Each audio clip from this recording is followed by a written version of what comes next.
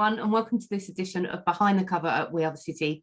My name's Vanessa Vallely, and it gives me great pleasure to welcome the fantastic Sonya Barlow, author of Unprepared to Entrepreneur. We got the books. Thank you. I'm so glad. I'm trying to make a little bookshelf next to my office and my computer as well, and just showcase it. I'm trying to showcase it in every opportunity I now can, and just in the background just a little bit. Here it is. Absolutely. So come on, Sonia, obviously I know you very well, but tell everyone a little bit about your journey. Let's start at the beginning. Yeah, so really briefly, it's my 30-second pitch. Came to the UK when I was 4, a first generation immigrant, went to the schools in the borough that really were accessible. So not the best, but the teachers were awesome. And I think teachers make such a big difference when you are in education. Went to business school, came out of business school. The world told me, Sonia, you'd made it, you've got a degree. So I was like, perfect, I'm an adult now. Went into the world of tech, and it really taught me fundamental foundations, like how to translate, how to communicate, how to storytell, but also how to use data to drive your decisions. And most importantly, to always listen to your customer.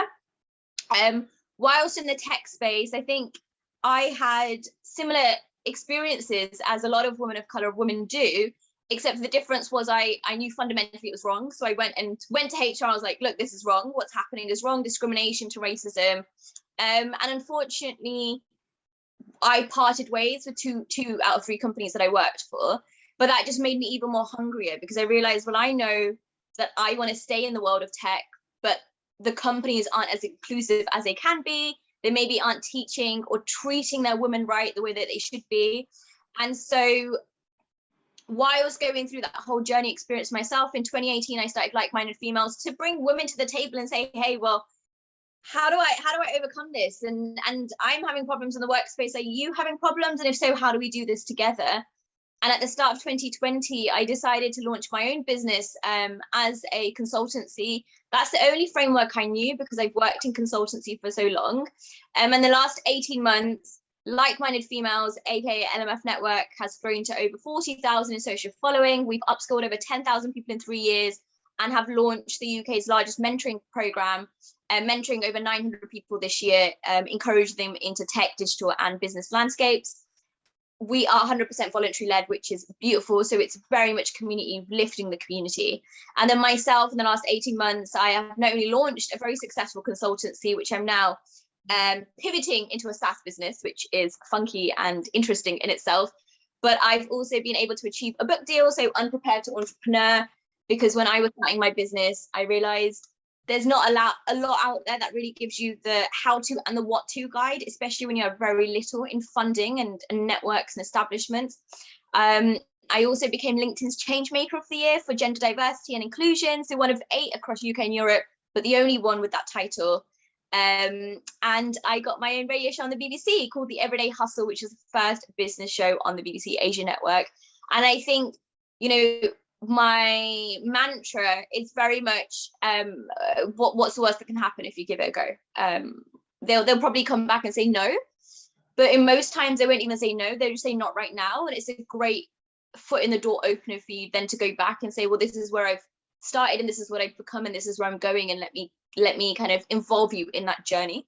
And don't be afraid to try, because you'll fail, but everyone fails, and that's what makes us human. And that's such a fantastic message. What a journey. I mean, for all of you watching, Sonia was also one of our Rising Star winners, I think in 2017. And I think you were in corporate then. Yeah. So Sonia, like many of the others, but we've kind of watched her grow up and soar and just reach out. And what I love is, when we look back at that story, when you worked in corporate, is there's a very strong element of resilience. And you talked about it a moment ago as well, where people say no and you just hold that no and then you just keep coming back, which I think is wonderful. So where did that resilience come from, and how do you kind of channel that when you keep hearing no, which probably a lot of our audience have had experience of? Absolutely. As I grow up, and you've obviously watched me grow up, but as I grow up to be an adult, I realized I don't like the word no. I think it comes from a place of, I have an idea or I want to give something a go. Who are you to tell me that it's not possible or that I'm not capable without really getting to know my skill sets or giving it a chance. And I think as women, especially women of color, we don't even give ourselves a chance. We're like, right, we want to do something, but then someone's told us no, someone from the ecosystem, someone from social media, someone, you know, that doesn't spend day to day with us. And we're like, right, we're going to listen to their no, and we're going to absorb that, and that's what's going to validate us. And I don't like that. I've realized if you know yourself enough, and I know that I'm ambitious and I have a lot of energy and I like to give things a go, that no is just a not right now. And so what I flip that no into, okay, if it's a no, let me think about, unpack that a little bit. Why is it a no? Is it something that I haven't established my brand? Is it that I don't have the right skill set? Is it a valid no because they don't have the budget? Is it a no because maybe we don't have the confidence together? Okay, how can we work together to make sure that no is something that we can then take and convert into a yes in 6 months, 18 months, and 24 months? And I think when it comes to resilience, it's, you know, when you're in the world of a corporate and an organization, I do think that you sometimes lose yourself, and I do think that you become quite tunnel vision. And I'm not saying you just become another number, but you become a part of the identity and become a part of the culture. And most of us, you know, we work 8, 9, 12 hours a day. We lose our passion, we lose our hobby, we lose our own sense of self.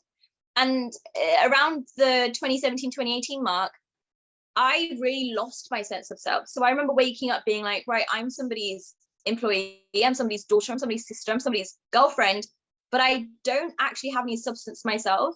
And so when I go out into conversations, I don't have anything to add or to contribute. I'm just there soaking it in, but not really knowing what I should be saying in return. And at that point, I realized, well, if I'm, you know, around the age of 26, thinking that, I really need to be doing more learning, more education, more involvement, more evolvement. And so I just started putting myself into really uncomfortable spaces to test if I liked that space. And if I didn't, I wouldn't go back, but also to give myself a chance to meet new people. And I think, you know, there's that saying that you are this kind of sum of the 7 people around you. To some extent, I do think that's true, because the people around you, if they are hungry, if they're ambitious, if they're go-getters, and if they are leading their own journey, their own lifestyle, it makes you want to do more. But if the people around you are complacent or lazy or just comfortable, then it makes you comfortable, because you're not only then having to break yourself in those barriers, but you're also then having to convince other people that what you're doing is the right thing. And often, I think, especially as women, that's where we fall down, is we're too busy convincing other people and not taking a chance on ourselves. Yeah, I agree with you. It's about your circle. And again, sometimes when you're with people that, no disrespect, but lack ambition, sometimes those individuals are quite easy to kind of dampen the fire of yours as well. So there's a big lesson there around kind of who you're around. And again, from the resilience standpoint, a no's never a no. You know, when it comes to business opportunity, it just might not be the right time. So and I think, go on. I think to your point, you know, it's not just even the people you're around, it's also the social content that you're consuming. Yeah. So if you are on social media and you are connected to people that maybe are comfortable, or you are not following hashtags or networks or individuals who are doing more, you're going to be thinking that that's where you are stuck and this is kind of your box. And I think we as individuals and we as a society now have really a bad habit of boxing people. And what I realized was, if I talk about my own social platforms, every month I go on an unfollowing spree, not because I don't like you, but because if something makes me feel bad about myself or makes me feel like I'm not worthy, I'm not capable, I'm insecure around it, and it's not educating me, I tend to take myself out of that space. Because you are also a product of what you consume. And it's, you know, we talk a lot about you are a product of what you eat, but actually food is one thing, but what about what you are putting into your brain? What about what you're putting into your mindset? What about what you're digesting in terms of information, be that the shows you're watching, the music you're listening to, or, you know, who you're following on social media? And I think when we're thinking about sustainability, when we're thinking about self-help, when we think about mindfulness, it's not just, hey, sit down and do 3 minutes of breathing a day. It's think about everything around you. And is that serving your purpose? And is that providing you energy? And most importantly, are you feeling good about it? Because a lot of people I speak to, they're not feeling good about themselves, but they haven't really taken control of wiping out the elements that they don't feel good about. Yeah, I think you're absolutely spot on with social media. I mean, you can be the most successful person in the world and you're looking at someone else's life and think, why is that not happening to me? Or, you know, why am I not doing that? And again, you're quite right. Negative things can kind of pull you down. And I love that. It's not just about what you eat, it is what you consume on a wider basis, you know, in terms of the content that we read and the books and what we kind of listen to. So I love that. So tell me, so in the midst of like-minded females, you know, establishing yourself as CEO of your own business, sharing the love with loads of talks and things like that, you decide, I've got a little bit of time left. I'm going to write a book. Now, I've got to say, I'm kind of midway through this now, and I love it. And I love it for a number of reasons.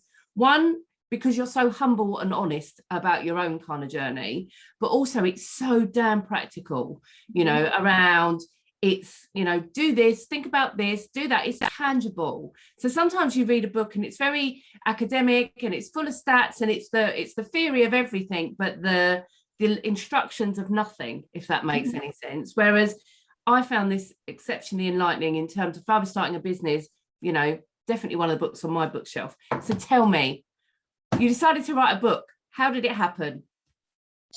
Do you know, it's such an interesting story. So Jan 2020, I start my business and I'm like, right, I'm going to go and take over the world because I know what I'm doing. As anyone should when they're starting a business, and that's the energy you should have. Obviously, the pandemic hit in March, and so 75% of my income was wiped out, like most people's. And for 3 months, I had another kind of life crisis, and I was like, I don't know what to do. If I stayed in corporate, they could have furloughed me. I would have had some money. You know, I was having like all these backtracking dreams, and I was like, right, let me just throw myself into something, because you feel a little bit useless, but you also feel like you don't necessarily know your value. And I realized through that experience that I hadn't quite defined my own value. So it's not, it's just a kind of a collection of circumstance and experiences that came about. And so for 3 months, I started doing a lot of free stuff. And in as a listener, you may be thinking, well, you know, we should be paid for our work. Yes, but also in that moment, you want to keep yourself busy and you want to keep yourself relevant and you want to build your brand. So as much as I wasn't being paid through compensation, I was meeting people, I was growing my following, I was establishing my communication stuff. I was testing out the waters to see if this is something you actually want to talk about and if there's something you want to hear versus you don't. And so it came to around, I believe it was May, June 2020, where I started, right, I'm going to start a podcast, because I've always wanted to do one, but I was just afraid of doing it. And I rang up David Savage, who runs Tech Talks, and I said, look, I want to start a podcast. I have no idea what to do. He was like, that's fine, neither do I. And I was like, that's great. You know, he has like 500 episodes or so in his podcast, and it's just reassuring when somebody else goes, I don't know what I'm doing either, so let's do it together. So he kind of talked me through, here's the platform you use, here's the style of mic that you should grab, and here's the conversation you should have. And he was also the guest number one, which is brilliant. And it really was through that experience where I took myself in my comfort zone. I didn't know how to edit, I didn't know how to produce, but I gave myself a chance to learn. And 10 episodes in, I was invited to do a workshop around this, how to start your LinkedIn profile. And what I always suggest at the beginning of workshops is tell people your goals. You don't know who's in that audience. You don't know who's listening. Just tell them one goal. And one of my goals was, hey, I really want to write a book, because now I'm starting a business. Every time I go online, it's like 10 things you should do to start a business. And you scroll down, it's like, but this is going to cost you $5.99. Or this is, this is how not to start a business with social media. Or this is why you shouldn't be using LinkedIn. And I was like, that doesn't make sense, because I'm in my 20s. I only know social media. That's how I'm going to attract customers. We physically can't leave the house. So how do I jump on Zoom meetings and tell people about the work that I'm doing fundamentally? So anyway, so I shared that with the audience member. And after the workshop, I guess the workshop went well. I received a message to say, you mentioned the workshop that you want to write a book. And actually, we're working with a publisher right now who's looking for new authors. Would you be interested? And I was like, absolutely, not thinking that anything would happen. But I worked on a proposal, a mini proposal, just to put my thoughts down on paper.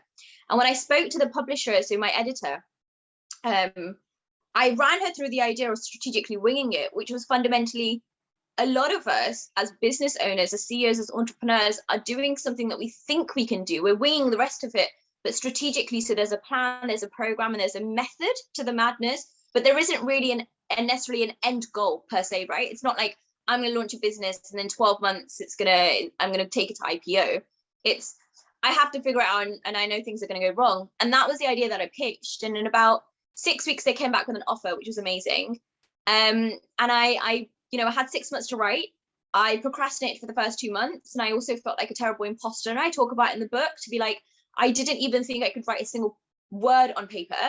But by the end of it, I was over 13,000 words. And I was like, that's crazy, because I didn't even think that I had it was about self-belief once again. And it was about being structured. So every night I'd write 100 words, and every weekend I'll get up before my other half did, and I'd write 1,000 words, and I'd basically brain dump everything and then go back and restructure it. So the book was redrafted 7 times, and that was okay. And there's nothing sad or doubtful about that. It just means that you have to give yourself a chance to just get everything out on paper and then work backwards. And so after 4 months, it was done, and it was dusted. One of the things that I'm really grateful for is I sent random chapters to random people in our wider community to say, hey, how does this sound to you, and fed it back. Because I think if we're building it for other people, we need to get other people involved in that process.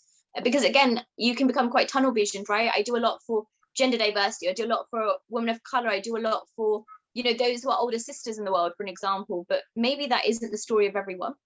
And so finished that in April, and then it came out in October. And I've literally just been running around bookstores trying to, upsell my own book to other people since then. And I love this. So Sonia and I done an Instagram live. You can find it on my Instagram. It's on my grid. And Sonia told a story on there of how she upsells her books, which I find hilarious. So share it with us, Sonia. Tell us what you do in your spare time in bookshops. So every Monday I go and record my radio show with the BBC. And after that, and honestly, it's pretty much every Monday, I'll go into different bookstores in London.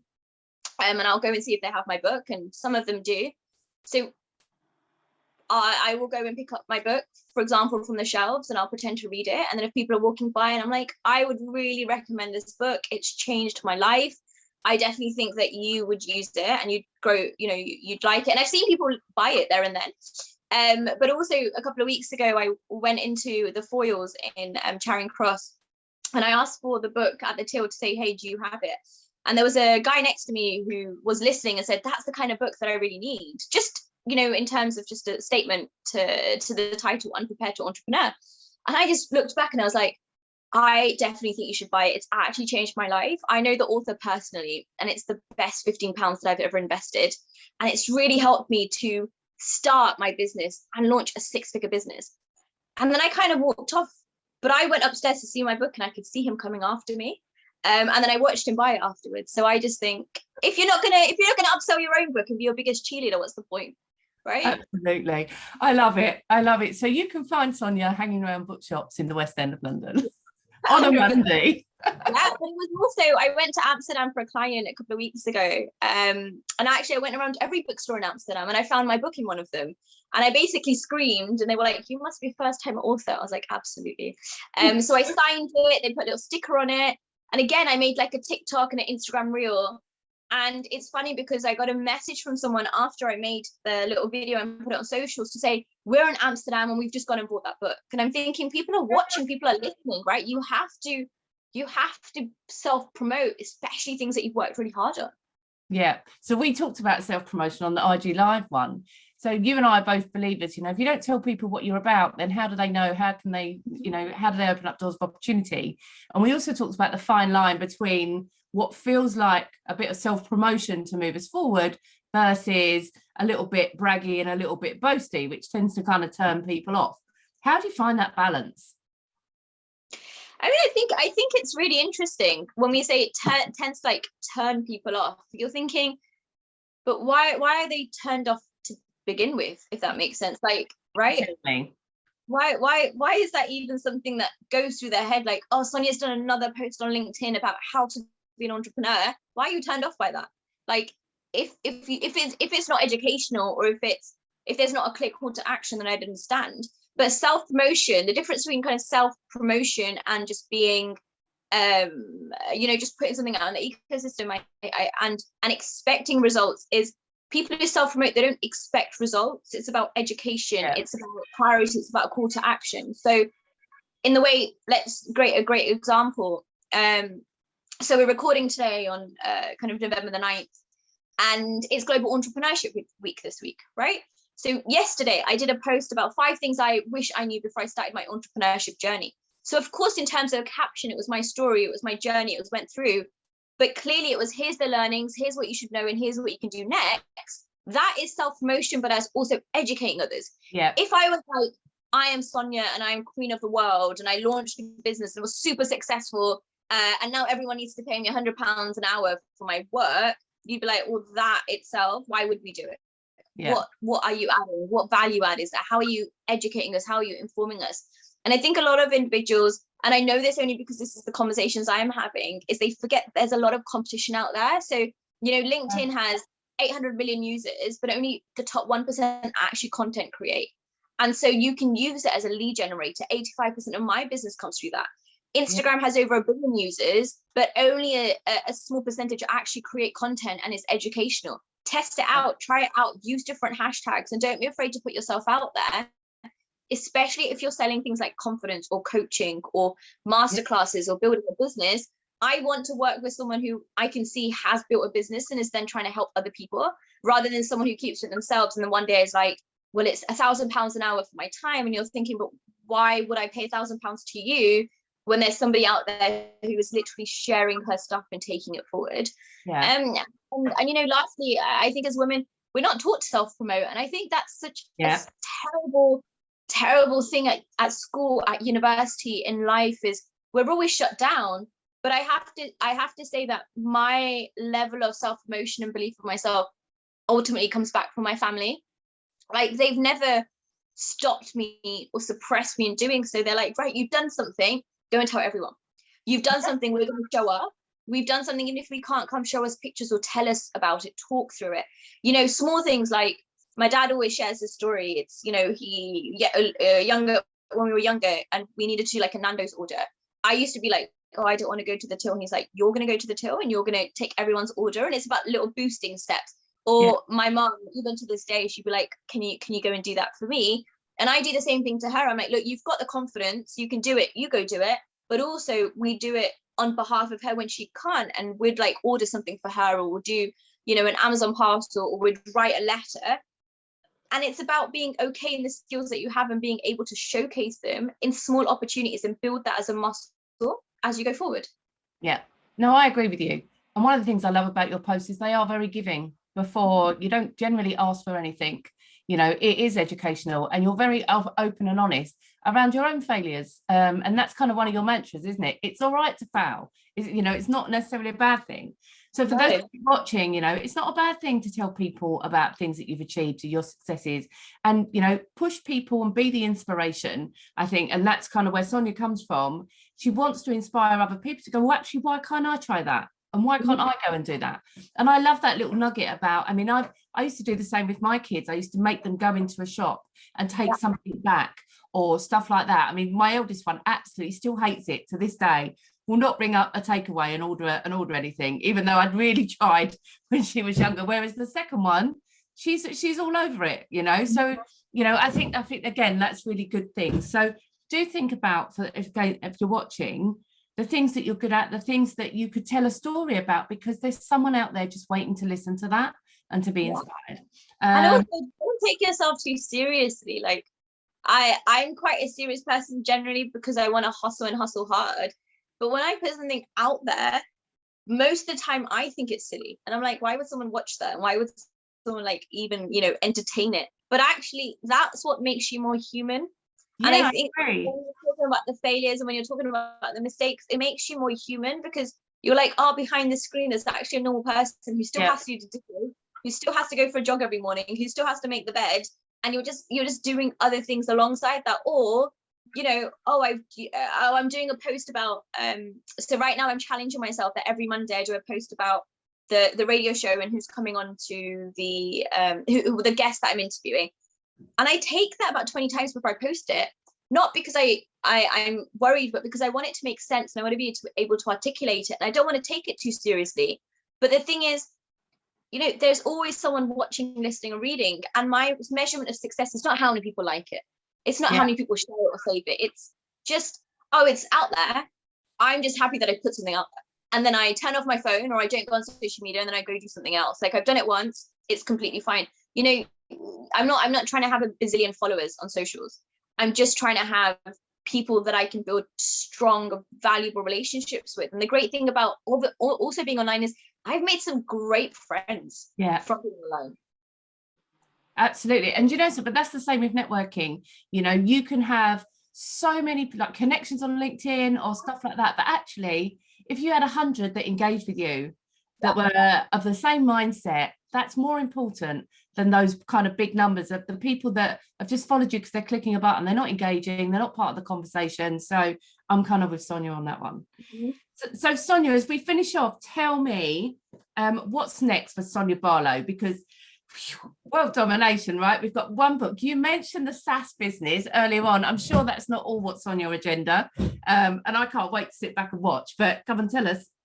So yes, the SaaS business. So I'm launching a business called Launch EDI, which is the first all-in-one platform, operational management platform for diversity and inclusion teams. Being in the diversity and inclusion space, I realized alongside my co-founder that there's a lot of taxing and trauma that comes into leading these discussions and these talks. But fundamentally, you know, individuals or businesses are thinking that the only fix is to do a survey and then to roll it out to their team and then to see what they can kind of take away. But being in the space, we realized that the D&I professional is increasing 60% year on year. The D&I market is increasing 60% year on year, but there's actually no support, no tools, no frameworks for the individuals that are doing the work. Yeah. So for anyone listening, am I an expert in SaaS? No. Did I know what it meant until 3 months ago? No. But did I say yes to an idea? Absolutely. So what I'm doing, example, to upskill myself there is I'm reading one article or listening to a podcast or a TED talk around SaaS a day and one around diversity and inclusion. And I'm literally taking notes on a Notion page to be like, here's the key stats that I've learned from it. And here's how we can incorporate that into our business, because I think it's about upskilling yourself and then asking questions. Secondly, I really in my life want a talk show. I've just realized that that's just what I really, really want. So anyone listening, I'm ready. I'm up for production.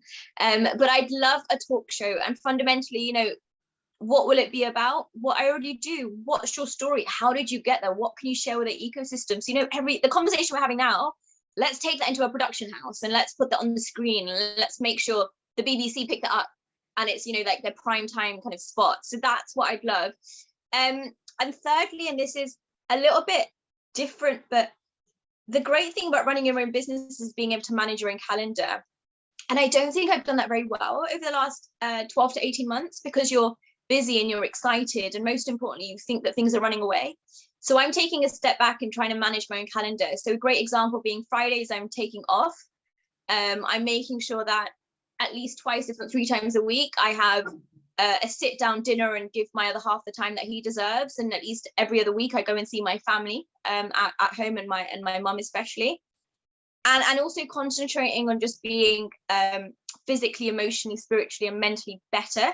I'm a sufferer of chronic migraines, and if they flare up, I can be out for like 2 weeks or so. And I think it's about making sure that you have to be good for yourself whilst you're good for your business. So it's just redoing my life and my lifestyle to make sure I'm having breakfast and making something delicious. It's that I'm sitting down and having lunch and not skipping it. It's that I'm making sure I have time for dinner, giving the time to loved ones, my friends and family that are there, and also managing your calendar in a way that makes sense. And I know that's different to what is next, but I really do think that is next. And I speak about in chapter 8 in the book, you know, mind over matter. It's if you are an entrepreneur, you're a CEO, and you're a business owner, you're also doing it so you can manage your own calendar. And so it's not all, oh, here's a talk show and here is, another book coming out. It's, I'm just using the next 12 months to figure out myself and my headspace and then see what comes at the back of it.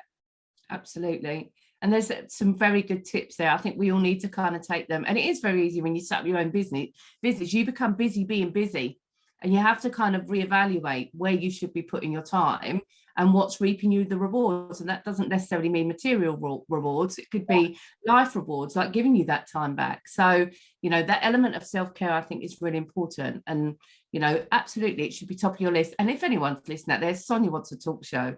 How fabulous would it be if we made this happen? She's put it out there, she's manifesting it. Absolutely. And, you know, I'm sitting there after Strictly, and there's Sonia pops up with her talk show. That's the hope. Do you know where it comes from? I think from the start of the conversation, you go, where does it deep root from? As a child, people, as a kid, people are very used to making fun of you. And I've been bullied quite a lot, be that in the workplace or be that at home. Like at school, not in my own house, but, you know, in school. So, and I think that the interesting thing is kids hold on to things that have been told to them and that have been said, right? So we should start from a fundamental, foundational level of encouraging kids to follow their ambitions, to encourage them and clap for any silly thing they're doing, because that might be the future in their career, of encouraging them to try new things, of giving them a chance, of telling them it's okay to make mistakes. And I think a lot of my ambitions are deep rooted from someone somewhere either told me I couldn't do it, and someone told me I could. And I remember being, you know, even a talk show, or even a radio show, or even it's really funny. It's I remember, and I know this is weird, but I remember in sixth form someone goes, Sonia, you know, you have a really weird smile. And I was like, that's a really weird thing to say. So now I make sure I smile everywhere. And I make sure I'm on some billboard, because that one person that said it to me, I'm going to make sure that he, she, or they see it. And they're like, oh, that's the girl that we said was a weird smile, and now she's somewhere else. And I think I just have that deep rooted, why would you say that to someone and make them feel so terrible about themselves? Now I'm going to make sure you can hear them on the radio and on a TV show and on a talk show, because young girls like myself, I want to be there as a visible role model to say, only because someone tells you can't do something doesn't mean you have to listen to them. I couldn't agree more. Half of what I've gone on to do in life was off the back of people telling me what I couldn't do. I think it just lights a fire in you, and you're quite right. It's our job, our duty to pay that forward, to make sure that for every child that hears something in their ears that they can't do it, that there's people like us and lots of other people that operate in our circle that are whispering in the other one, but you can. Right, like you obviously have daughters. I have siblings, but I've just been blessed in life by having a niece. And, you know, I didn't even know you could feel that kind of love towards like a person in the world. And my niece, it kind of drives me, because it's like, I don't want her to be in a world where we don't have equality, or we don't have equity, or where she's limited due to her gender or her race or ethnicity or her accent. And it's like, well, actually, if I can do it, it's about opening those doors and giving you the faith that you can do it too. And, you know, it goes back to becoming that role model and being that visible person that someone can see. And even if you've been mistreated, the fact is that if I could enter that space and I could be there, that means that you have more chance or more want to be able to enter that space too. So how do we throw down the ladder, and how do we create more tables with more chairs, and how do we make sure that, you know, in the digital world, we are incorporating everyone into this group chat so everyone can thrive? Couldn't agree more. So listen, I want you to all go buy the book, support Sonia the entrepreneur. Let's try and get her a talk show and everything else that she needs. You can find, so to finish off, Sonia, tell everyone, where can they find you on social media so they can get some of that absolute inspo and learn? Tell us all the different places. Thank you. So Twitter, Instagram, I guess, is one of my main channels. So it's at Sonya Barlow UK. LinkedIn, you can type in Sonya Barlow and you'll find me. Google, you can type in Sonya Barlow. TikTok, it's at Sonya Barlow, which is weird because the UK one was taken. So I'm not sure who's taken that and why. But if you're listening, please give it back to me. I'd love it. And the book is available on any book retailer, online or offline. It's also in stores. So in the UK, it's in Waterstones, it's in Foyles, it's in independent bookstores, but it's actually now available across Asia, Europe, and Australia, which is amazing. So, you know, if you find it in your bookstore, if you have it, take a picture, send a selfie, and let's make it go viral. And I'm very excited that it's out and about. Fantastic. So yeah, do take those pictures. Sonia, always a joy to talk to you. You know, I'm always watching you where you go. I find you heaps of inspiration. I love the humbleness and humility about you as well. So best of luck with what comes next. And I'm sure we'll be hearing more from you. Thank you very much. And everyone, go buy the book.